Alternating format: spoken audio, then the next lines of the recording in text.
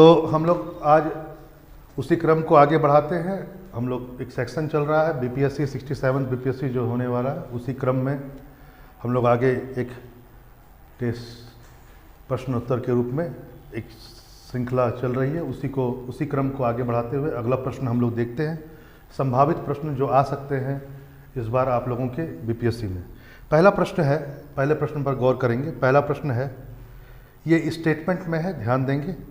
पहला स्टेटमेंट है कि 1937 के बिहार विधानसभा चुनाव में कांग्रेस को कुल 98 सीटें प्राप्त हुई थी। पहला स्टेटमेंट। दूसरा, कांग्रेस मंत्रिमंडल ने 30 अक्टूबर 1939 को त्यागपत्र दिया। दूसरा स्टेटमेंट। तीसरा स्टेटमेंट, 1937 के चुनाव के बाद जो पहली सरकार बनी थी उसके प्रमुख कौन थे? श्री कृष्ण सिंह थे। ये 3 स्टेटमेंट हैं आपके पास, है ना। तो इसमें विकल्प जो है, जो आंसर है वो है, पहला ऑप्शन है केवल एक सही, फिर दूसरा ऑप्शन है केवल 1-2 सही, तीसरा ऑप्शन है तीनों सही, और चौथा ऑप्शन है केवल 1 और 3 सही। तो इसका जो सही उत्तर होगा वह होगा केवल 1 सही, यानी कि ऑप्शन ए।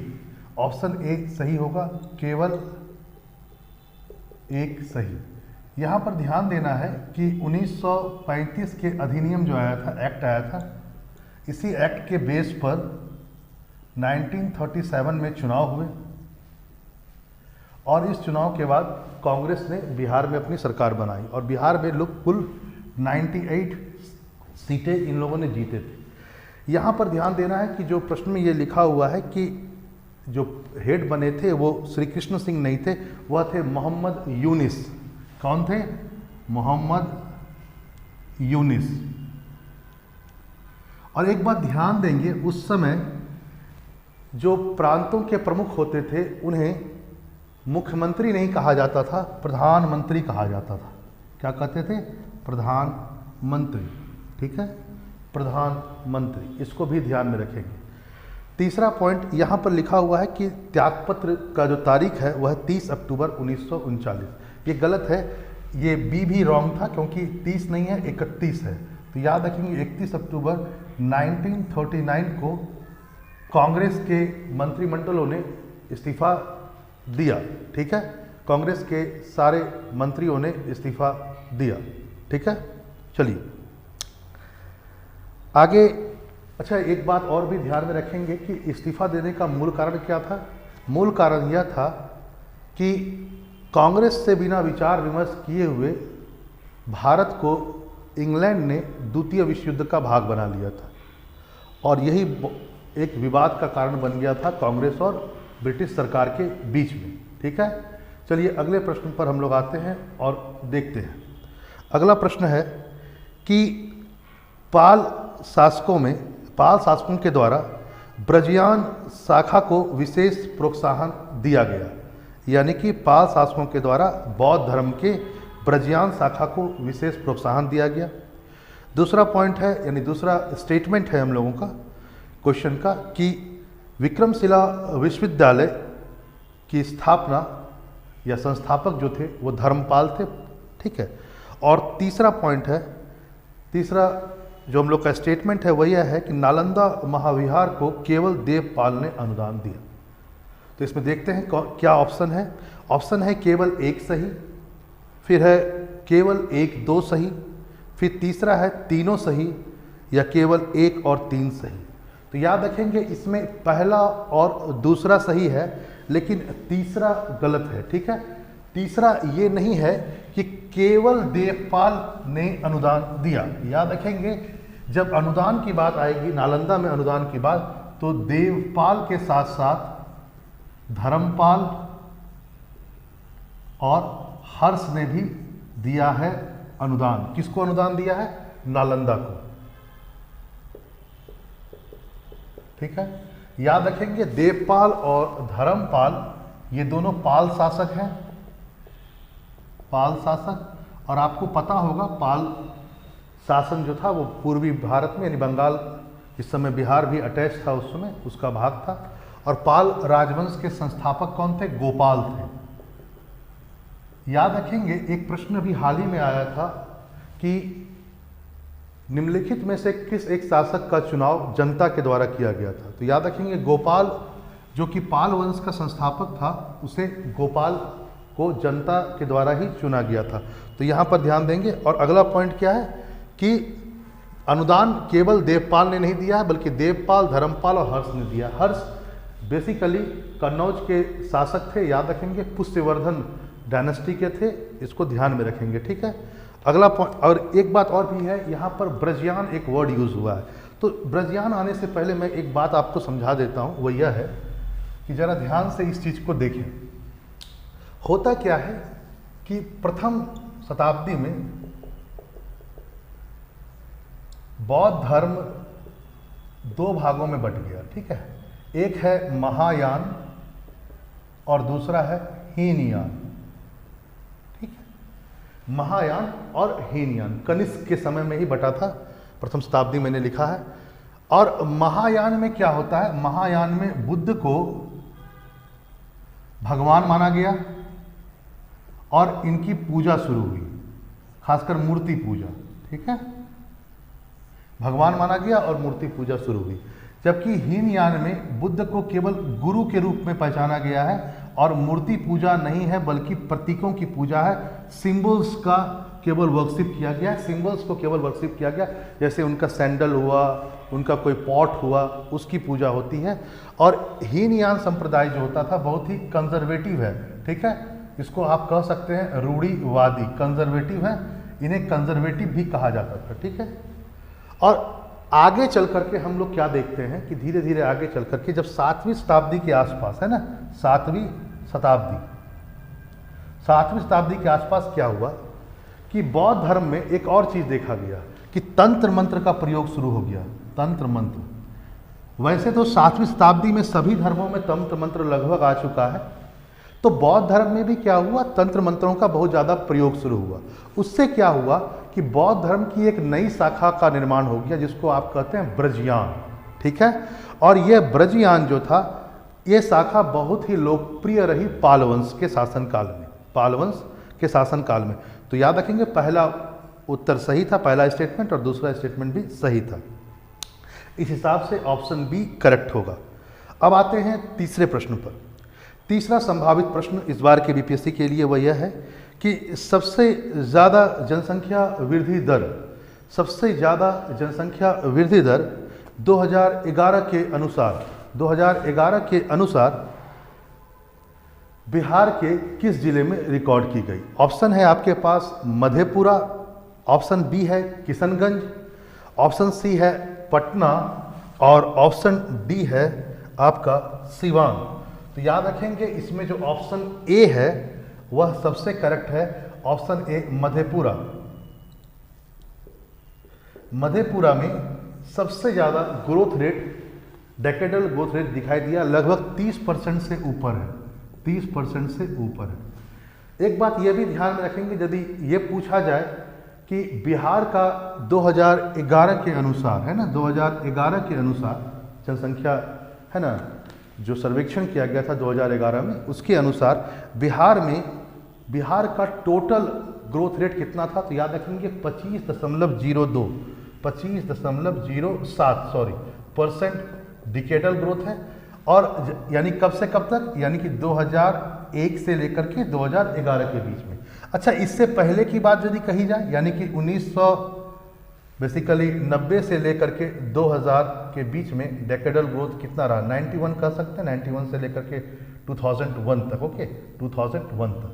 तो इस समय डेकेडल जो ग्रोथ रेट था वह था 28.62%, 28.62%। यानी इस बार एक गिरावट देखी गई है साफ। यानी यदि आपसे पूछा जाए स्टेटमेंट में कि इस बार यानी 2011 की जनगणना के अनुसार जनसंख्या वृद्धि दर यानी कि पॉपुलेशन ग्रोथ रेट डिक्रीज हुआ है और डिक्रीज हुआ है 3.35% डिक्रीज हुआ है, ठीक है, 3.35%। तो ध्यान में रखेंगे और उत्तर है इसका मधेपुरा, ठीक है। यदि कहा जाए कि है ना। जनसंख्या वृद्धि दर जो सबसे ज़्यादा गिरावट आई है वह मधेपुरा में। चलिए अब आगे आते हैं अगला पॉइंट। अब अगला इसी से रिलेटेड एक क्वेश्चन बनता है कि बिहार में न्यूनतम जनसंख्या वृद्धि दर यानी कि मिनिमम पॉपुलेशन जो ग्रोथ रेट रहा 2011 के अनुसार, अगला स्टेटमेंट जो है वो है गोपालगंज का पहला स्टेटमेंट।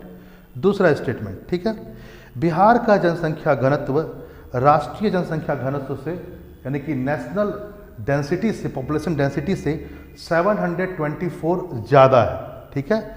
तीसरा है बिहार में सर्वाधिक जो है ना ग्रामीण जनसंख्या है वह मुजफ्फरपुर की है, ठीक है। इसको जरा समझेंगे, ये 3 स्टेटमेंट हैं आपके।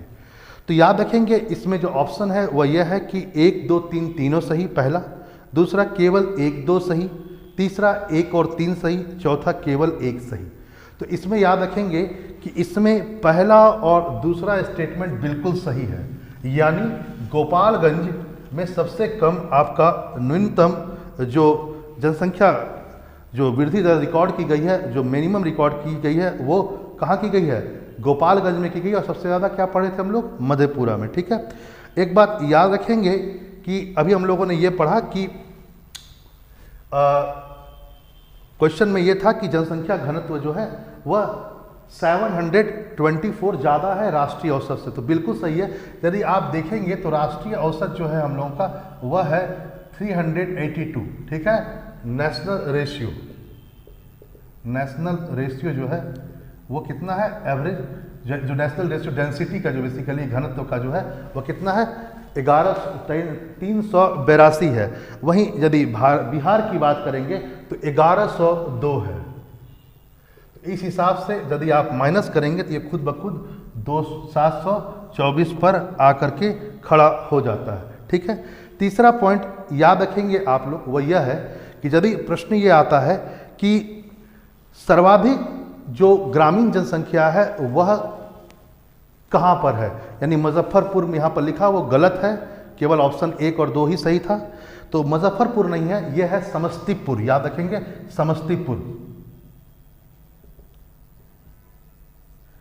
समस्तीपुर में सर्वाधिक ग्रामीण जनसंख्या है ना। सर्वाधिक ग्रामीण जनसंख्या समस्तीपुर में है, लगभग 96% है, ठीक है। वैसे यदि ओवरऑल कहा जाए कि बिहार में कितना परसेंट है ग्रामीण जनसंख्या, बिहार के पॉपुलेशन का कितना परसेंट जो पॉपुलेशन है वो ग्रामीण जनसंख्या का है, तो बिहार में ओवरऑल देखा जाए तो यह लगभग आपका 88.7% है, ठीक है। याद रखेंगे 88.7% है। और लेकिन यदि प्रश्न आपसे आ जाए कि क्या बिहार में सबसे ज़्यादा पॉपुलेशन परसेंटेज में सबसे ज़्यादा ग्रामीण परसेंटेज बिहार में है पूरे भारत में, तो नहीं। याद रखेंगे हिमाचल प्रदेश में सबसे ज़्यादा रूरल पॉपुलेशन है, याद रखेंगे। मैं काउंटिंग की बात नहीं कर रहा हूँ, मैं पॉपुलेशन परसेंटेज की बात कर रहा हूँ, ठीक है। तो वह हिमाचल प्रदेश में है, ठीक है। तो याद रखेंगे एक बात और हाँ, यदि आपसे पूछा जाए कि अभी मैंने क्या कहा कि बिहार का टोटल डेंसिटी कितना है, बिहार का टोटल डेंसिटी है 1102, ठीक है। बिहार का जनसंख्या घनत्व 1102 है। ये भारत में नंबर 1 पर है, नंबर 1 पर जनसंख्या घनत्व में बिहार है, सेकेंड नंबर पर वेस्ट बंगाल है। यदि बिहार में पूछा जाए कि सबसे ज़्यादा जनसंख्या घनत्व कहाँ पर है, तो वह है शिवहर, और सबसे कम कहाँ पर है, तो कैमूर। यदि पूछा जाए कि सबसे ज़्यादा जनसंख्या घनत्व बिहार में कहाँ पर है, तो शिवहर में है, और सबसे कम कहाँ पर है, तो कैमूर में है। लगभग सबसे ज़्यादा जो है 1882 के आसपास है, बहुत ज़्यादा है ना। यानी बिहार के औसत से देखा जाए तो कंपेयर में शिवहर बहुत ज़्यादा डेंसिटी है, जनसंख्या घनत्व है। जनसंख्या घनत्व बेसिकली बोलते हैं कि 1 किलोमीटर स्क्वायर में कितने लोग रहते हैं। 1 किलोमीटर स्क्वायर मतलब 1 किलोमीटर लंबाई, 1 किलोमीटर चौड़ाई, उस एरिया को यदि मल्टीप्लाई कर दिया जाए तो उसमें कितने परसेंट रहते हैं, तो बिहार में जो है वो है 1102, जो राष्ट्रीय औसत से 724 ज़्यादा है। चलिए अब हम लोग अगले प्रश्न पर आते हैं, और अगला प्रश्न बहुत ही इंटरेस्टिंग प्रश्न है, उसको देखते हैं। अगला प्रश्न है कि बिहार में महिला साक्षरता दर, याद रखेंगे यहाँ पर मैं पुरुष साक्षरता दर और बिहार की साक्षरता दर के बारे में बात नहीं कर रहा हूँ। यहाँ पर प्रश्न है कि बिहार में महिला साक्षरता दर 51.57% है। दूसरा स्टेटमेंट है कि सर्वाधिक महिला साक्षरता जो जिला है वह है पश्चिमी चंपारण। ऑप्शन है आपका केवल एक सही, केवल दो सही, सी है दोनों सही और डी है दोनों गलत। तो इसमें ऑप्शन 1 सही है कि बिहार में महिला साक्षरता जो है 51.5 समथिंग है, और ये गलत है, यह पश्चिमी चंपारण नहीं है, रोहतास है, रोहतास है। और यदि बिहार का टोटल यदि पूछा जाए कि लिटरेसी रेट कितना है तो वो 61.5 है। याद रखेंगे 61.5% बिहार का लिटरेसी रेट है अकॉर्डिंग टू 2011 सेंसस के हिसाब से। ठीक है, अगला प्रश्न पर आते हैं। बहुत ही इंटरेस्टिंग प्रश्न है अगला। देखिए अगला है प्रश्न कि स्वच्छ सर्वेक्षण में कौन सा जिला बिहार का सर्वोच्च रहा। यानी कि बिहार में, मैं ये नहीं कह रहा कि भारत में, बिहार में यदि रैंकिंग कहा जाए तो स्वच्छ सर्वेक्षण में बिहार का कौन सा जिला है जो टॉप पर रहा। Option A Gaya, option B Patna, option C पश्चिमी चंपारण और ऑप्शन डी कटिहार। तो इसका उत्तर है गया।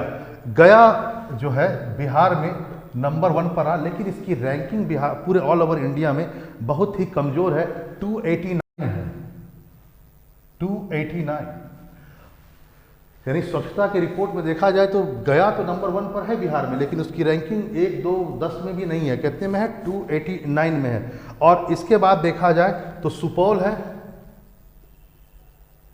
ये 300 पर है, और फिर पटना है 330।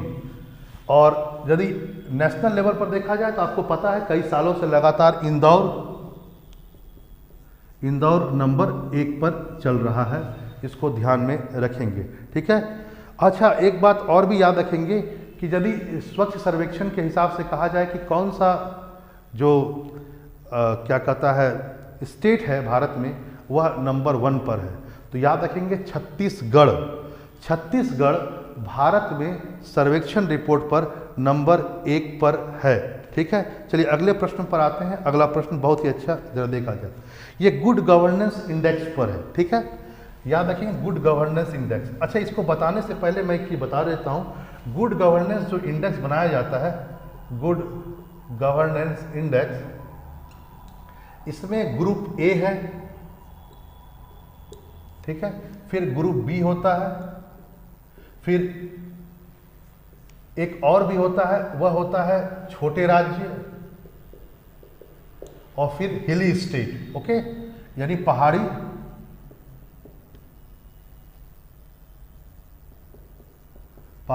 राज्य, हिली स्टेट, हिली एरिया, है ना। ये 3 ग्रुप में बांटा जाता है। ठीक है, तो इस हिसाब से पहले हम लोग क्वेश्चन समझेंगे और देखेंगे। क्वेश्चन में पहला स्टेटमेंट है कि बिहार समूह ख में यानी ग्रुप बी में 6वें स्थान पर है। कितनेवें स्थान पर है? 6वें। ये आपका स्टेटमेंट है। दूसरा है कि समूह ख में यानी कि बी में, ग्रुप बी में जो सबसे फर्स्ट पर है वह है एमपी, ये बोला गया है। ठीक है, और फिर तीसरा पॉइंट है कि समूह क में यानी कि इसमें गुजरात फर्स्ट नंबर पर है। तो ये तो आपके स्टेटमेंट होगा। अब देखते हैं इसका ऑप्शन। केवल एक सही, केवल 1, 2 सही, केवल 1, 3 सही, सभी सही। तो याद रखेंगे इसमें सभी सही हैं। ठीक है, इस बात को समझ लीजिएगा, इसमें सभी सही है। यदि आपसे पूछा जाए गुड गवर्नेंस इंडेक्स में टॉप पर कौन है, तो गुजरात है। ठीक है, याद रखेंगे गुजरात है, और बिहार ग्रुप बी के 6 स्थान पर है। ठीक है, याद रखेंगे। आगे चलिए, अब आगे अगला क्वेश्चन पढ़ते हैं। अगला बहुत इंटरेस्टिंग क्वेश्चन है, जरा देखते हैं।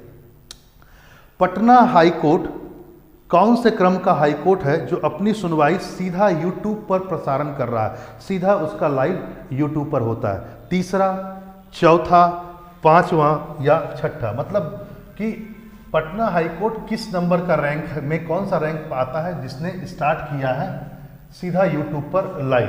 तो याद रखेंगे ये 5th है, 5th स्टेट है बिहार का पटना हाई कोर्ट, जहां पर यूट्यूब पर सीधा लाइव प्रसारण किया जाता है सभी मुकदमों का। पहले नंबर पर है गुजरात, दूसरे पर है कर्नाटक, तीसरे पर है एमपी, चौथे पर है उड़ीसा और पांचवें पर है बिहार। बिहार 5th स्टेट था जिसने 1st, 2nd, 3rd and 4th।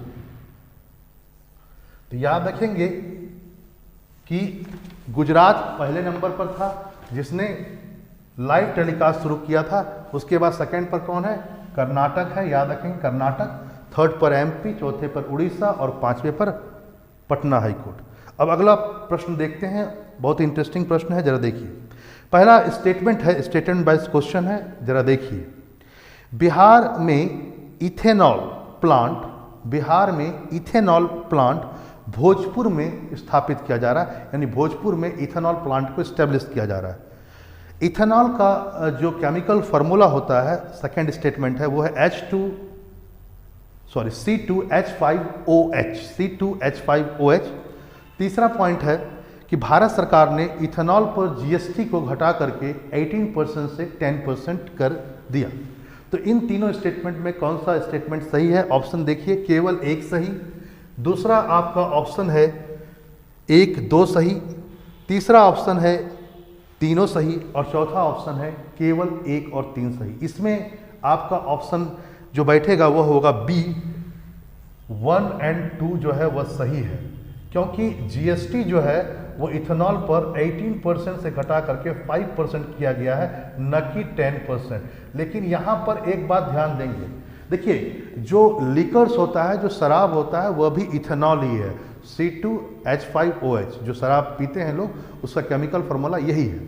लेकिन यदि आप प्रोडक्शन इथेनॉल का शराब के लिए कर रहे हैं तब तो आपको जीएसटी का वही रेट लगेगा 18%। लेकिन यदि आप इथेनॉल का यूज़ एज अ फ्यूअल कर रहे हैं, ठीक है, जैसे इथेनॉल बनाया जा सकता है, जैफरोटा से बनाया जाता है, मक्का से बनाया जाता है और बहुत सारी चीज़ों से बनाया जाता है, तो यदि उसका यूज़ बायोफ्यूअल के लिए के रूप में किया जाएगा तब उस पर 5% लगेगा जीएसटी, नहीं तो 18 का 18% लगेगा यदि लीकर के रूप में यानी कि शराब के रूप में उसका प्रयोग हो रहा हो तो। अगला देखते हैं, अगला प्रश्न बहुत इंटरेस्टिंग प्रश्न है, देखते हैं। बिहार के रेलवे स्टेशन भागलपुर को लक्ष्मेश्वर विलास पैलेस का रूप दिया जा रहा है। लक्ष्मेश्वर विलास पैलेस का रूप दिया जा रहा है भागलपुर को, ये स्टेटमेंट है। दूसरा स्टेटमेंट है दरभंगा और सुपौल में जल जीवन हरियाली अभियान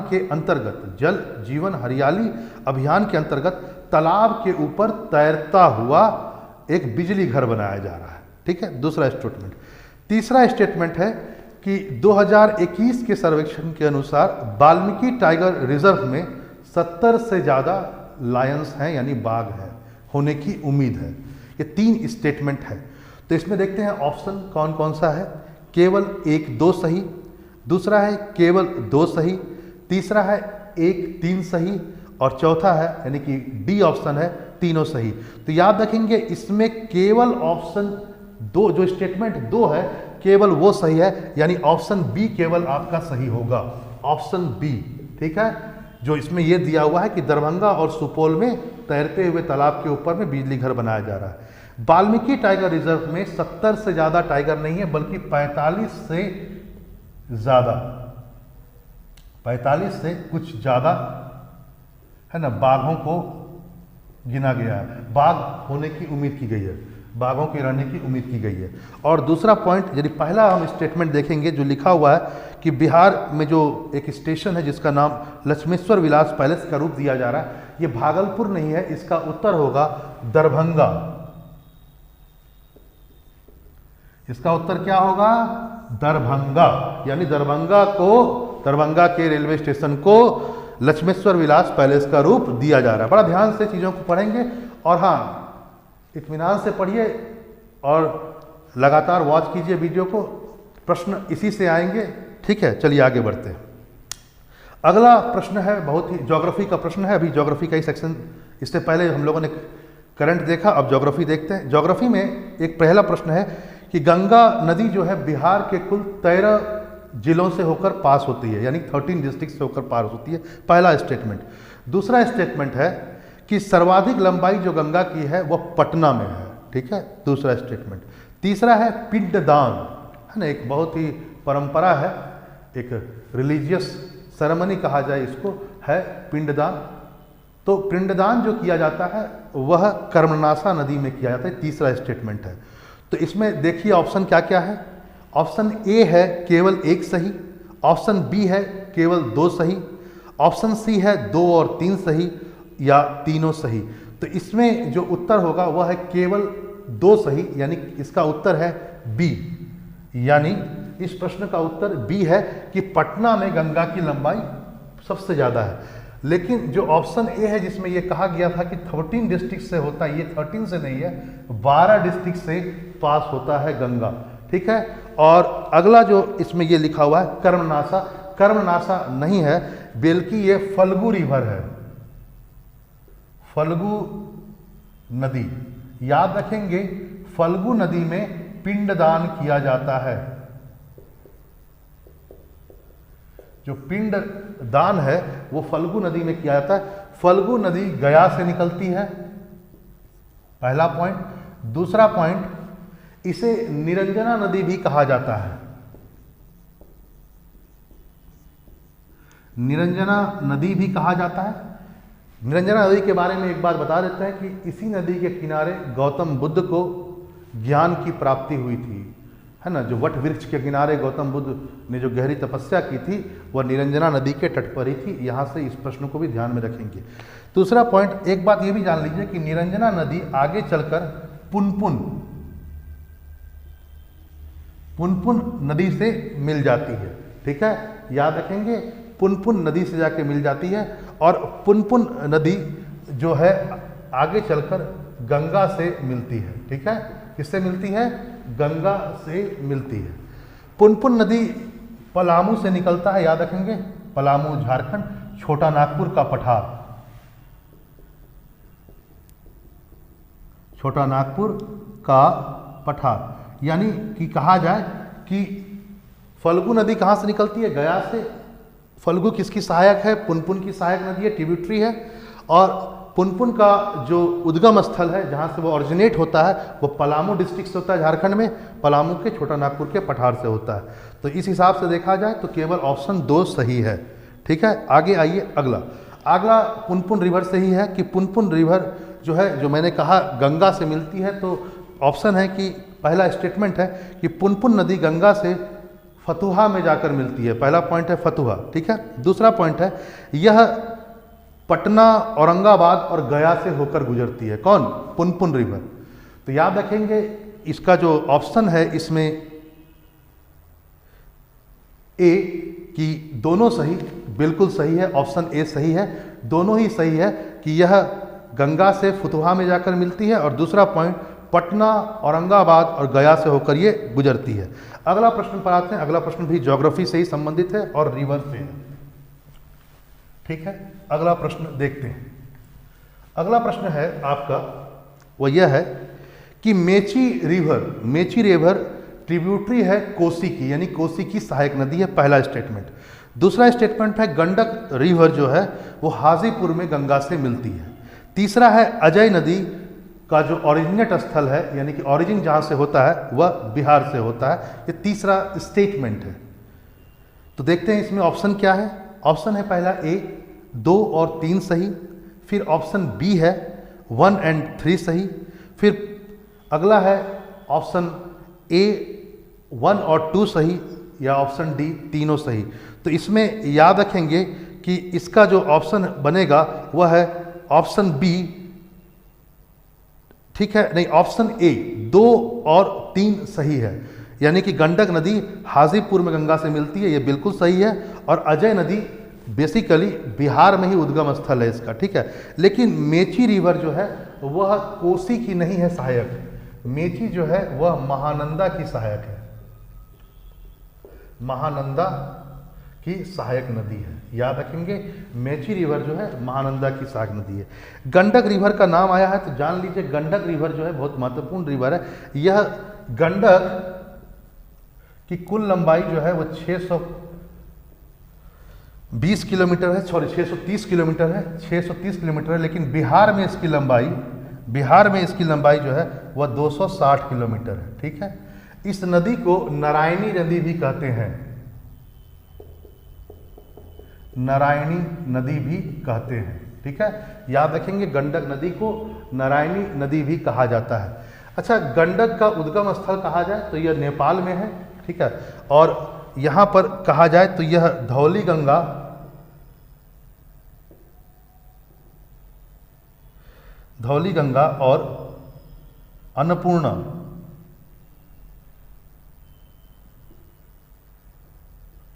अन्नपूर्णा श्रेणियों के बीच से निकलती है। ठीक है, अन्नपूर्णा श्रेणियों के बीच से निकलती है। याद रखेंगे धौली गंगा और अन्नपूर्णा श्रेणियों के बीच से निकलती है गंडक रिवर। ठीक है, चलिए, और ये लेफ्ट बैंक ट्रिब्यूटरी है गंगा की, बाएं हाथ की सहायक नदी है गंगा की। ठीक है, तो याद रखेंगे बिहार में इसकी लंबाई 260 है, टोटल लंबाई इसकी 630 किलोमीटर है, और मेची जो है वो महानंदा की सहायक है, कोसी की सहायक नहीं है। अगला प्रश्न देखते हैं हम लोग। अगला प्रश्न आप देख रहे होंगे कि बिहार में सर्वाधिक जलोढ़ मृदा पाई जाती है। बिल्कुल सही, बिहार में सर्वाधिक जलोढ़ मृदा पाई जाती है और इस मृदा में ह्यूमस की मात्रा सबसे अधिक होती है, मतलब ह्यूमस की मात्रा बहुत ज़्यादा पाई जाती है। ठीक है, दूसरा है टाल मृदा। टाल मृदा की प्रधान फसल जो है वह दलहन, तिलहन और गेहूं है। ठीक है, तो याद रखेंगे ये ऑप्शन, ये आपका स्टेटमेंट है। ऑप्शन है केवल एक सही, दूसरा ऑप्शन है केवल दोनों सही, तीसरा है केवल दो सही और चौथा है दोनों गलत। तो याद रखेंगे केवल दो सही होगा, केवल दो। यहाँ पर कंफ्यूज नहीं होना है, आप थोड़ा सा पढ़ेंगे और आप टिक मार देंगे। आप तुरंत पढ़ लिए कि बिहार में एलुअल सॉइल जो है वो मैक्सिमम है और आपने मार दिया टिक, लेकिन एलुअल सॉइल को यदि आपको समझना होगा, जलोढ़ मृदा में यहाँ पर मैंने कह दिया है ह्यूमस, यानी कि ह्यूमस मैक्सिमम है, जबकि ये गलत है। यहाँ पर पोटास ज़्यादा पाया जाता है, ह्यूमस नहीं। ह्यूमस की कमी पाई जाती है, ह्यूमस कम होता है, नाइट्रोजन कम होता है और फास्फोरस भी कम होता है। याद रखेंगे ह्यूमस कम होता है, नाइट्रोजन कम होता है, फास्फोरस कम होता है, पोटास ज़्यादा होता है। ठीक है, तो याद रखेंगे, ये आप समझ लीजिएगा। ठीक है, आगे चलते हैं। अगला प्रश्न है हम लोगों का, अगला देखते हैं अगला प्रश्न। अगला प्रश्न है कि अच्छा, यहाँ पर एक टाल मृदा भी कही गई है। टाल मृदा पर मैं एक चीज़ बता देता हूँ आपको, यदि किसी को समझ में ना आ रहा हो। जैसे कि देखो, एक फिगर है मैंने बनाया बिहार का, एक छोटा सा नक्शा देखते हैं, और ये गंगा लगभग बिहार को दो भागों में बांटती है। ये जो गंगा के वेस्ट दक्षिण के साइड 8 से 10 किलोमीटर है ना, 8 to 10 किलोमीटर, 8 to 10 किलोमीटर जो साउदर्न साइड है, साउथ के साइड है ना, साउथ, गंगा के साउथ के साइड में ये जो 8 से 10 किलोमीटर का एरिया है, यहाँ पर जो मिट्टी पाई जाती है इसी को टाल सॉइल बोलते हैं। ठीक है, टाल सॉइल बोलते हैं। और यह बेसिकली यहाँ की जो प्रमुख फसल है वह है आपकी दलहन, तिलहन और गेहूं। चलिए अब अगला प्रश्न आते हैं, यह भी मिट्टी से ही है कि बिहार में चीनी मिट्टी भागलपुर, मुंगेर और बांका में मिलता है। भागलपुर, मुंगेर और बांका ये सभी इस एरिया का है, याद रखेंगे। भागलपुर भी इधर ही है, मुंगेर है और बांका है। ठीक है, भागलपुर थोड़ा सा और ऊपर कर दें, यहाँ पर ये भागलपुर हो गया, ये मुंगेर हो गया और ये बांका हो गया। ठीक है, ये एरिया। तो यहाँ पर बोला जा रहा है कि यहाँ पर क्या, कौन सी चीनी मिट्टी पाई जाती है। दूसरा, दक्षिण बिहार के कुछ स्थान पर दलदली मिट्टी पाई जाती है। ये दो स्टेटमेंट है, देखते हैं कौन सा स्टेटमेंट ऑप्शन वाइज सही है। केवल एक सही, केवल दो सही, दोनों सही या दोनों गलत। तो याद रखेंगे इसमें केवल एक सही होगा कि यहाँ पर चीनी मिट्टी पाया जाता है, लेकिन यदि कहा जाए कि दलदली भूमि, तो यहाँ पर नहीं पाया जाता है। दलदली भूमि बेसिकली ऊपर में पाया जाता है, इस एरिया में, इसको बोलते हैं तराई क्षेत्र। याद रखेंगे कि हिमालय से जस्ट नीचे शिवालिक है, हिमालय का ही पार्ट है शिवालिक, हिमालय की अंतिम श्रेणी है, और शिवालिक से सटा हुआ क्षेत्र तराई का क्षेत्र है, और तराई का एरिया ऊपर में पाया जाता है। यहां से कहा जाए वेस्ट चंपारण से, वेस्ट वेस्ट चंपारण से लेकर इस एरिया में किशनगंज तक कहा जाए तो ये दलदली मिट्टी पाई जाती है, क्योंकि ये तराई क्षेत्र है, ठीक है, और तराई क्षेत्र में दलदली मिट्टी पाई जाती है, और यहाँ पर शुगर केन और राइस बहुत अच्छा होता है, ठीक है, यानी राइस और शुगर केन, यानी कि गन्ना और धान की खेती के लिए ये बहुत फेमस माने जाते हैं, ठीक है। चलिए अब आगे बढ़ते हैं अगले प्रश्न पर। अगला प्रश्न है कि 2019-20 के आर्थिक सर्वेक्षण के अनुसार चावल उत्पादन में रोहतास प्रथम जिले पर था। रोहतास प्रथम रहा बिहार में। दूसरा स्टेटमेंट है कि बिहार में फलों का सर्वाधिक उत्पादन मुजफ्फरपुर में होता है, ठीक है। ऑप्शन है आपका केवल एक सही, बी है केवल दो सही, सी है दोनों सही और डी है दोनों गलत। तो यहाँ पर याद रखेंगे यह दोनों ही सही है, ठीक है। याद रखेंगे कि बिहार में सर्वाधिक चावल जो है वह रोहतास में ही होता है, ठीक है। याद रखेंगे सर्वाधिक चावल का जो उत्पादन है वह रोहतास में है, और फलों में भी सबसे ज़्यादा कौन है, मुजफ्फरपुर है। रोहतास के बाद देखा जाए तो रोहतास के बाद औरंगाबाद है। पहले नंबर पर कौन है चावल में, रोहतास, दूसरे पर है औरंगाबाद,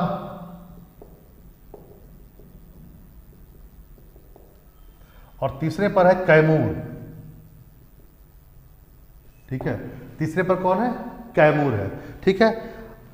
अब फलों में आया जाए तो फलों में मुजफ्फरपुर नंबर 1 पर है, इसमें कोई शंका नहीं है। यहाँ पर एक बात ध्यान रखेंगे वह यह है कि यदि चावल उत्पादन में बिहार का स्थान पूछा जाए, बिहार का स्थान, ठीक है, यदि बिहार का स्थान पूछा जाए कि चावल उत्पादन में कौन सा है, तो याद रखेंगे पहले नंबर पर आता है वेस्ट बंगाल, दूसरे पर आता है उत्तर प्रदेश, तीसरे पर आता है पंजाब, और चौथे पर आता है बिहार। तो चावल उत्पादन में बिहार जो है वह कितने नंबर पर है, 4 नंबर पर है। इसको भी ध्यान में रखेंगे राष्ट्रीय स्तर पर। अच्छा, यदि फल की बात की जाए तो अभी फल भी आया था, एक लाइन मैंने कहा था कि फल के उत्पादन में मुजफ्फरपुर नंबर 1 पर है। यदि भारत कहा जाए तो भारत फल के उत्पादन में कितने नंबर पर है, फलों के उत्पादन में, ओके ना, फलों के यानी फ्रूट्स के प्रोडक्शन में भारत जो है वो 2nd नंबर पर है, 1st नंबर पर चाइना है, ठीक है, 1st नंबर पर चाइना है। अच्छा, बिहार का रैंकिंग क्या है फल उत्पादन में, यदि ऐसा आ जाए तो बिहार जो फ्रूट प्रोडक्शन में जो बिहार है, बिहार 8th नंबर पर है। याद रखेंगे बिहार जो है फ्रूट प्रोडक्शन में नंबर 8 पर है। पहले नंबर पर आंध्र प्रदेश, दूसरे पर महाराष्ट्र, तीसरे पर उत्तर प्रदेश है। फर्स्ट पर कौन है, आंध्र प्रदेश, 2nd नंबर पर कौन है, महाराष्ट्र, और तीसरे पर कौन है, उत्तर प्रदेश। और बिहार का रैंकिंग क्या है, 8th है। ध्यान रखेंगे इस बात को। तो इस हिसाब से देखा जाए तो ऑप्शन यहाँ पर दोनों ही सही थे। अब आते हैं अगला क्वेश्चन। राष्ट्रीय जल पुरस्कार के लिए पूर्वी चंपारण को चुना गया है। पहला स्टेटमेंट है राष्ट्रीय जल पुरस्कार के लिए पूर्वी चंपारण को चुना गया है। दूसरा है यह पुरस्कार कृषि एवं ग्रामीण विकास मंत्रालय द्वारा दिया जाता है। तीसरा स्टेटमेंट है इस क्षेत्र में दूसरा जो है ना पुरस्कार झारखंड के गोड्डा को प्राप्त हुआ, ठीक है। जो दूसरा पुरस्कार था किसको प्राप्त हुआ, झारखंड के गोड्डा क्षेत्र को प्राप्त हुआ। तो इसमें देखते हैं ऑप्शन पहला 1 और 2 सही, दूसरा है केवल 1 और 3 सही, तीसरा है केवल 1 सही, और चौथा है तीनों सही। तो इसमें जो ऑप्शन बी है वह सही है, यानी कि 1 नंबर पर यदि कहा जाए तो पूर्वी चंपारण को राष्ट्रीय जल पुरस्कार के लिए चुना गया है, और तीसरा भी सही है कि दूसरे नंबर पर गोड्डा है जो झारखंड का क्षेत्र है। लेकिन यह गलत है कि राष्ट्रीय जल पुरस्कार कृषि एवं ग्रामीण विकास मंत्रालय देता है, बल्कि यह देता है जल शक्ति मंत्रालय। कौन देता है, जल शक्ति मंत्रालय देता है। ध्यान रखेंगे इस बात को, ठीक है। अब आते हैं अगला प्रश्न, बहुत ही इंपॉर्टेंट प्रश्न है, देखिए। The legend of Birsa Munda, the legend of Birsa Munda पुस्तक basically Ankit Verma and Tuhin A Sinha ने A Sinha, Tuhin A Sinha ने लिखा है। कौन सा बुक है? द लीजेंड ऑफ बिरसा मुंडा। दूसरा है, इस पुस्तक का हाल ही में महाराष्ट्र के राज्यपाल भगत सिंह कोश्यारी के द्वारा विमोचन किया गया, मतलब रिलीज किया गया। तीसरा पॉइंट है, जो तीसरा स्टेटमेंट है वो यह है कि बिरसा मुंडा को उल गुलान भी कहा जाता है। आपको पता होगा कि जनजातीय विद्रोह में बिरसा मुंडा को बहुत ही उच्च स्तर प्रदान किया गया है। और ऑप्शन देखते हैं अब क्वेश्चन के हिसाब से। पहला ऑप्शन है ए, 1 2 सही। दूसरा है 1 3 सही। तीसरा है तीनों सही। और चौथा है केवल 3 सही। तो याद रखेंगे इसमें तीनों सही है, ठीक है, इसमें तीनों सही है, ठीक है। बिरसा मुंडा को एक बात याद रखेंगे, उल गुलान कहा जाता है, ठीक है, याद रखेंगे बिरसा मुंडा को उल गुलान कहा जाता है। इसका मतलब होता है महान हलचल, महान हलचल। अच्छा, बिरसा मुंडा के विद्रोह जो उन्होंने किया था उसको कहा था उल गुलन, न कि उल गुलान, ठीक है, उल गुलन। उनके बिरसा मुंडा को क्या कहा जाता है? उल गुलान यानी महान हलचल। और उनके विद्रोह को क्या कहा जाता है? उल गुलन यानी कि महान विद्रोह, ठीक है। बिरसा मुंडा ने कब विद्रोह किया था? तो आपको याद ही होगा कि वह 1895 में विद्रोह किया है। 95 से लेकर 1900 तक उनका विद्रोह चला है, ठीक है। 1900 में उनको जेल हुआ और जेल में ही उनकी मृत्यु हो गई 1900 में। इस बात को ध्यान में रखेंगे, ठीक है। अगला इसमें जरा इसको भी ध्यान में रखने की ज़रूरत है, ठीक है। चलिए अब, अच्छा बेसिकली ये 1983 है, ठीक है। 1983 से लेकर 1900 तक उनका विद्रोह हुआ। असल में 1985 भी इम्पॉर्टेंट है, 1995 भी इम्पॉर्टेंट है, क्योंकि 1893 में उन्होंने विद्रोह की शुरुआत की, लेकिन 1895 में उन्होंने अपने आप को भगवान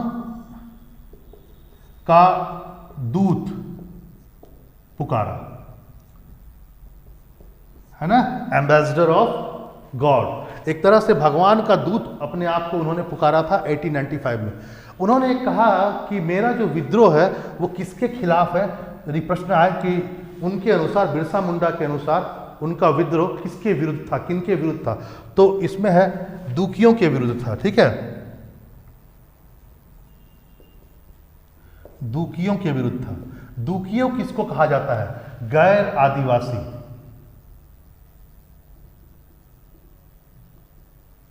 ठीक है, गैर आदिवासी को दुखिया कहा जाता था या दुखियों के विरुद्ध विद्रोह था, ठीक है। तो उनका विद्रोह दुखियों के विरुद्ध था, यानी गैर आदिवासियों के विरुद्ध विद्रोह था। चलिए अगले पॉइंट पर आते हैं, अगले क्वेश्चन पर हम लोग देखते हैं।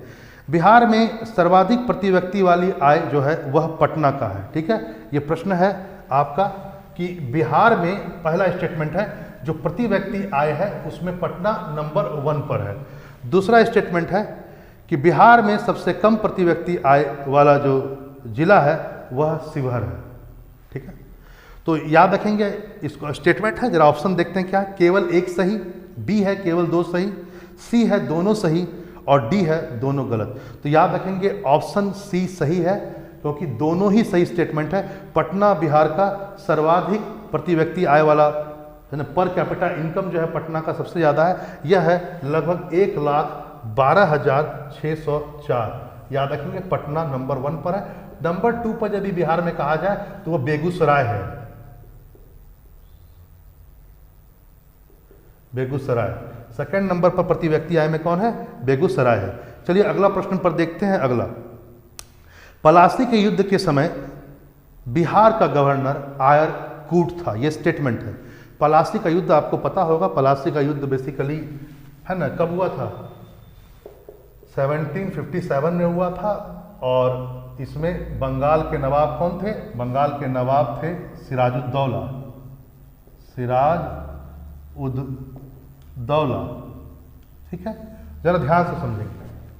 क्वेश्चन आपका है कि पलासी के युद्ध के समय बिहार का गवर्नर आयरकूट था। दूसरा स्टेटमेंट है पलासी के युद्ध के समय बंगाल का गवर्नर रॉबर्ट क्लाइव था। तीसरा स्टेटमेंट है पलासी के युद्ध के समय कंपनी का नेतृत्व यानी ईस्ट इंडिया कंपनी को लीडरशिप किसने प्रोवाइड की थी ड्यूरिंग द बैटल? वह थे रॉबर्ट क्लाइव। ये 3 स्टेटमेंट है, अब देखते हैं कौन ऑप्शन में क्या है।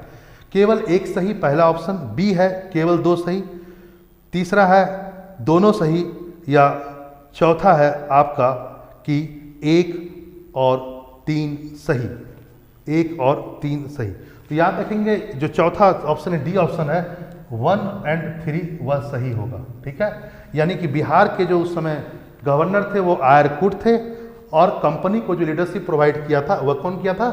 वर्सेस यानी ईस्ट इंडिया कंपनी जो बंगाल के नवाब सिराजुद्दौला से पलासी का युद्ध करती है, उस युद्ध में कंपनी का नेतृत्व किसने किया था? रॉबर्ट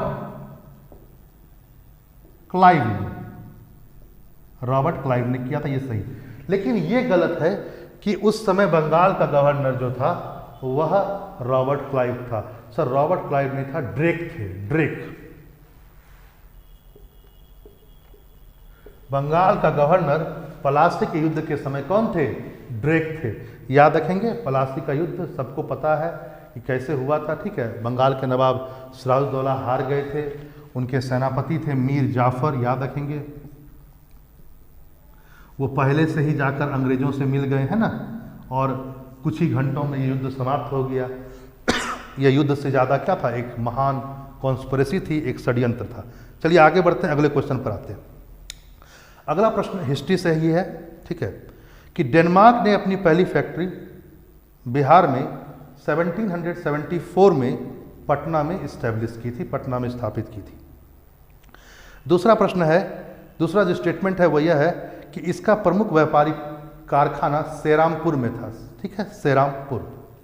तो ये दोनों स्टेटमेंट सही है, यानी कि ऑप्शन आपका सी सही है कि बिहार में डेनमार्क ने अपनी पहली फैक्ट्री 1774 में इस्टेब्लिश की थी।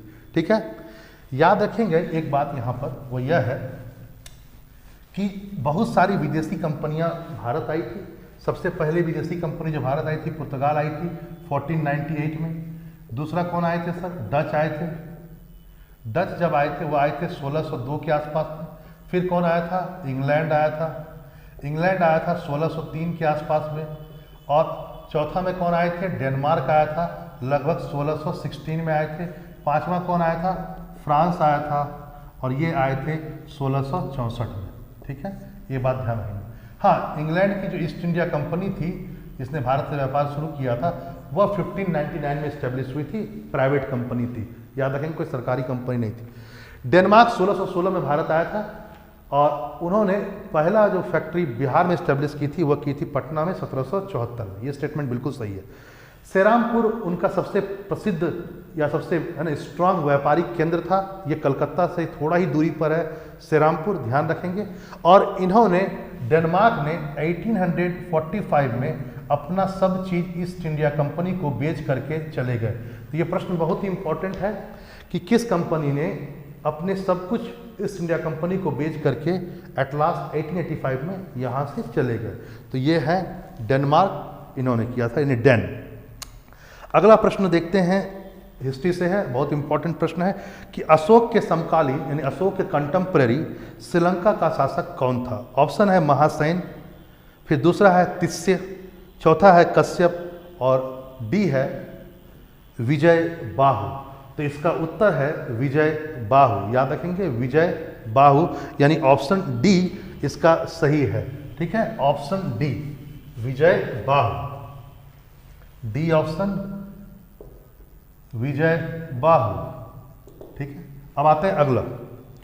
अगला है अशोक के समकालीन एंटियोकस सेकेंड यानी एंटियोकस द्वितीय, वह कहाँ का राजा था? है ना, कहाँ का राजा था? तो ऑप्शन है, पहला आपका है वह है कोरिंथ, दूसरा है मेडिसोनिया, तीसरा है मिस्र यानी इजिप्ट, और चौथा है सीरिया। तो याद रखेंगे ये जो था एंटियोकस सेकेंड, यह सीरिया का था, ऑप्शन डी सीरिया का राजा था। लेकिन एक फेमस राजा और भी हुए हैं, तुरमाया। तुरमाया, याद रखेंगे ये इजिप्ट के थे यानी मिस्र के थे। अशोक के समकालीन यदि पूछा जाए मिस्र का राजा कौन था तो तुरमाया था, और सीरिया का राजा कौन था तो एंटियोकस सेकेंड जो द्वितीय थे वह थे। हम लोगों ने पढ़ लिया। अब आते हैं अगला प्रश्न। कौटिल्य ने सेना में शामिल होने के लिए किसको पात्र माना? मतलब कौन कौन सेना में शामिल हो सकते हैं? पहला है केवल क्षत्रिय, दूसरा है ब्राह्मण और क्षत्रिय, तीसरा है ब्राह्मण क्षत्रिय वैश्य, और चौथा है ब्राह्मण क्षत्रिय वैश्य शूद्र। तो इसमें चौथा ऑप्शन बिल्कुल सही है, ब्राह्मण क्षत्रिय वैश्य शूद्र। तीनों को कौटिल्य ने क्या कहा है कि आप सेना में, चारों को कहा है सेना में शामिल हो सकते हैं। याद रखेंगे कौटिल्य के अर्थशास्त्र के अनुसार कौटिल्य ने शूद्रों को एग्रीकल्चर का भी राइट्स दिया था, ट्रेड का भी राइट्स दिया है, यानी व्यापार भी वो कर सकते हैं। अगला प्रश्न देखते हैं, हिस्ट्री से ही है, इंपॉर्टेंट, कि चंद्रगुप्त स्टेटमेंट वाइज है, जरा ध्यान देंगे। चंद्रगुप्त ने सुदर्शन झील का निर्माण किया था, चंद्रगुप्त मौर्य ने, बिल्कुल सही। दूसरा है स्टेटमेंट कि सौराष्ट्र का गवर्नर तुषाफ था, मतलब जिस समय चंद्रगुप्त ने इसका निर्माण कराया उस समय वहाँ का जो सौराष्ट्र का गवर्नर था वह कौन था, तुषाफ था। तो इसमें ऑप्शन है ए केवल एक सही, ऑप्शन बी केवल दो सही, ऑप्शन सी दोनों सही, ऑप्शन डी दोनों गलत। तो याद रखेंगे ऑप्शन ए सही है कि उसके समय, याद रखेंगे कि उसने ही सुदर्शन झील का निर्माण कराया था सौराष्ट्र में, ठीक है, सौराष्ट्र में सुदर्शन झील का निर्माण किया था।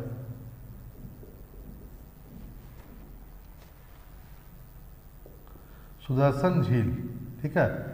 लेकिन जो सौराष्ट्र में सुदर्शन झील का निर्माण कराया था चंद्रगुप्त मौर्य ने, उस समय उसके वहां के गवर्नर तुषाफ नहीं थे, बल्कि वहां गवर्नर थे पुष्यगुप्त। पुष्यगुप्त, याद रखें कौन थे, पुष्यगुप्त थे सौराष्ट्र के गवर्नर, ठीक है। और ये जो तुषाफ है,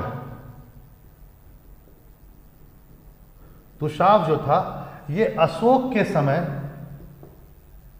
सौराष्ट्र का गवर्नर था। और ध्यान देंगे कि सुदर्शन झील बहुत ही इंपॉर्टेंट टॉपिक है, क्योंकि सुदर्शन झील का निर्माण तो चंद्रगुप्त मौर्य ने करवाया था, ठीक है, इसको निर्माण तो चंद्रगुप्त मौर्य ने करवाया था, पुष्यगुप्त उस समय गवर्नर थे सौराष्ट्र के।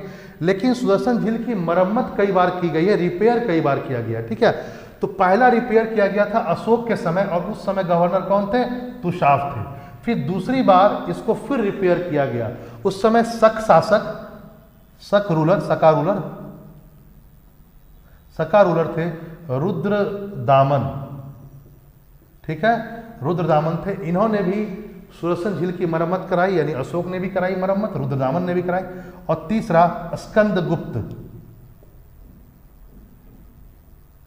स्कंदगुप्त ने भी क्या किया है, सुदर्शन झील का मरम्मत कराया है, ध्यान में रखेंगे। याद रखेंगे जब रुद्रदामन ने सुदर्शन झील की मरम्मत कराई थी, उस समय यदि पूछा जाए कि सौराष्ट्र का गवर्नर कौन था, तो वो था सुविशाख था, ठीक है, याद रखेंगे। और जिस समय स्कंदगुप्त ने इसको मरम्मत कराई थी, स्कंदगुप्त जो famous king of the Gupta dynasty, तो उस समय थे चक्रपालित। ध्यान दीजिएगा, सौराष्ट्र गवर्नर चंद्रगुप्त के समय पुष्यगुप्त था, सौराष्ट्र गवर्नर अशोक के समय तुषाफ था, उस समय रिपेयर किया गया। रुद्रदामन ने सुविशाख थे रुद्रदामन के समय सौराष्ट्र के गवर्नर, जिन्होंने रिपेयर किया। और स्कंदगुप्त ने भी रिपेयर किया है सुदर्शन लेक को, उस समय गवर्नर थे चक्रपालित। ध्यान रखेंगे इस बात का। अगला जो प्रश्न है उस पर ध्यान दीजिए, वह भी बहुत इंपॉर्टेंट प्रश्न है। वह यह है कि महायान, ठीक है, महायान जो मैंने अभी बताया आपको कि महायान जो बौद्ध धर्म की जो महायान संप्रदाय है, उसका संस्थापक माना जाता है किसको, नागार्जुन को, जो कनिष्क का समकालीन था, ठीक है, कनिष्क राजा कनिष्क का समकालीन। और दूसरा स्टेटमेंट है कि जातक कथाएं पाली भाषा में लिखी गई हैं, ठीक है, जातक कथाएं पाली भाषा में लिखी गई है। तो पहला उत्तर है केवल एक सही, फिर है केवल दो सही, दोनों सही या दोनों गलत, ठीक है। तो याद रखेंगे कि दोनों सही है, लेकिन सही तब हो, दोनों सही है। यहां पर ध्यान क्या देना है कि जातक कथाएं बेसिकली जातक कथाएं क्या है, बुद्ध के पुनर्जन्म की कथाएं हैं। जातक कथाएं बेसिकली क्या है, बुद्ध के पुनर्जन्म से संबंधित कथाओं को जातक कथाएं कहा जाता है। और ये पाली भाषा में लिखी गई है, लेकिन यदि प्रश्न में यहां पर होता कि केवल पाली भाषा में लिखी गई है तब तो ये स्टेटमेंट रॉन्ग हो जाता, लेकिन पाली भाषा में लिखी गई है तो सही स्टेटमेंट है, क्योंकि आगे चलकर ये क्षेत्रीय भाषाओं में भी लिखी गई, यानी जाते कथाएं आगे चलकर पाली से अदर लैंग्वेजेस में भी लिखी गई, पाली में तो लिखी ही गई लेकिन उसके सिवाय और भी क्षेत्रीय भाषाओं में भी लिखी गई। ठीक है, ध्यान रखेंगे। और हाँ, ये बात सही है कि महायान बौद्ध धर्म की जो शाखा है उसके निर्माण में बहुत बड़ा श्रेय नागार्जुन को जाता है, जो किसके समकालीन थे? कनिष्क के समकालीन। देखिए सर, यहाँ पर एक बात मैंने अभी थोड़ा देर पहले महायान के विषय में बहुत बातें की, यहाँ पर एक बात यह भी ध्यान रखेंगे कि ये जो बौद्ध धर्म है ना, बौद्ध धर्म माना जाता है कि चौथा बौद्ध सम्मेलन है ना, चौथा बौद्ध सम्मेलन कनिष्क के समय हुआ था कश्मीर में। ठीक है, और इसी सम्मेलन में बौद्ध धर्म दो भागों में बट गया था, हीनयान और महायान। इनके बारे में मैंने भी थोड़ा देर पहले बता दिया है आपको। ठीक है, ये बात भी जान लीजिए कि बौद्ध धर्म के विकास के लिए कुल 4 सम्मेलन हुए हैं।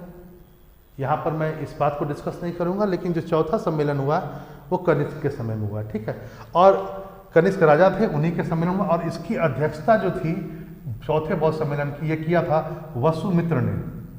वसुमित्र ने अध्यक्ष थे, वसुमित्र। ठीक है, यह भी कनिष्क के दरबार में ही रहते थे। चलिए अगला प्रश्न देखते हैं। अगला कि अशोक का वह कौन सा अभिलेख है जो इस बात की पुष्टि करता है कि गौतम बुद्ध का जन्म लुम्बिनी में हुआ था? लुम्बिनी बेसिकली नेपाल में है। पहला है रुमनदई का स्तंभ अभिलेख, दूसरा है निगाली सागर अभिलेख, तीसरा है रामपुरवा स्तंभ लेख, चौथा है बसाड़ स्तंभ लेख। तो इसका सही उत्तर है ए, रुमनदई इंस्क्रिप्शन या रुमनदई का स्तंभ लेख। ठीक है, लुम्बिनी के स्तंभ लेख से ही पता चलता है कि बुद्ध का जन्म स्थान लुम्बिनी था। देखिए, रुमनदई स्तंभ लेख के विषय में थोड़ा और बातें मैं कह दूं कि बेसिकली जो लुम्बिनी है,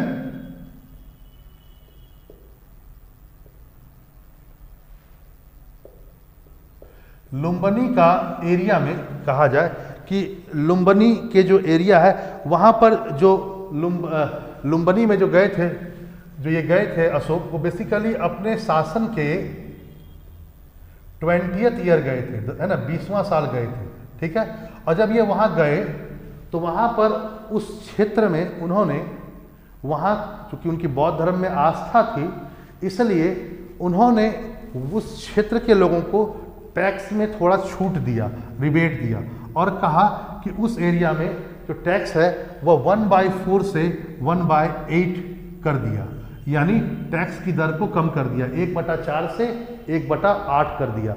और यह किस में लिखा हुआ था?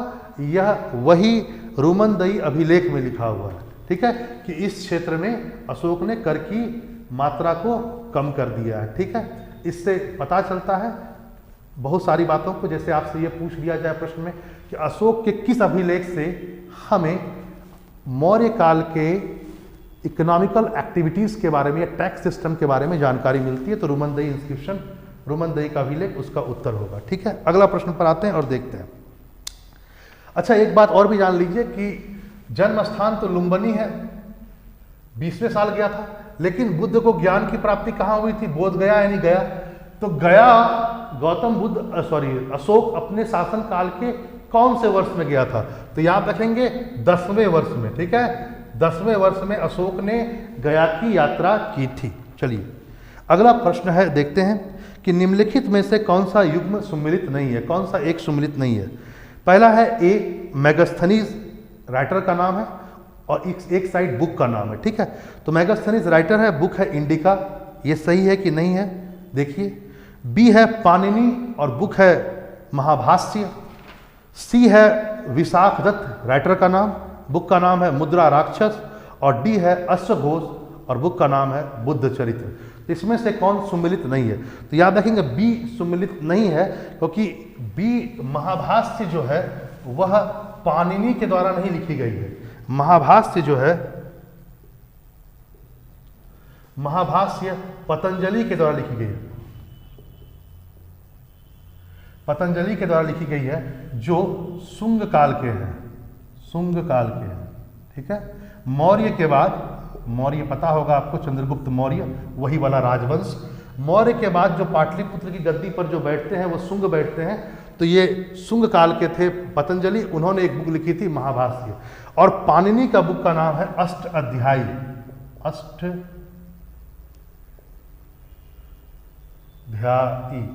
अध्यायी, ठीक है, अष्ट अध्यायी, ठीक है, अष्ट अध्यायी, ये पाणिनि का बुक है, और यह व्याकरण पर लिखी गई, ग्रामर पर लिखी गई पहली बुक है भारत में, जान लीजिए।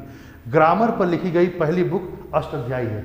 एक बात और भी जान लीजिए कि यहां पर कुछ और व्यक्तियों का नाम है, विशाख दत्त, है ना, विशाख दत्त, विशाख दत्त। तो विशाख दत्त ने मुद्रा राक्षस, बहुत अच्छी बुक है, गुप्तकालीन बुक है, याद रखेंगे। इसमें मौर्य शासनकाल के बारे में बहुत जानकारी मिलती है। लेकिन इनकी एक और बुक है मुद्रा राक्षस के सिवाय, इनकी बुक है देवी चंद्रगुप्तम, याद रखेंगे। विशाख दत्त की एक और बुक है देवी चंद्रगुप्तम। वैसे अश्वघोष को यदि देखें, अश्वघोष, तो अश्वघोष का आपका लिखा होगा बुद्ध चरित्र। इसके सिवाय उनकी और भी कुछ बुक है, जैसे सरिपुत्र, सरिपुत्र प्रकारण, सरिपुत्र प्रकारण, यह भी उनकी एक बुक है, किसकी, अश्वघोष, ठीक है। चलिए अगला प्रश्न देखते हैं।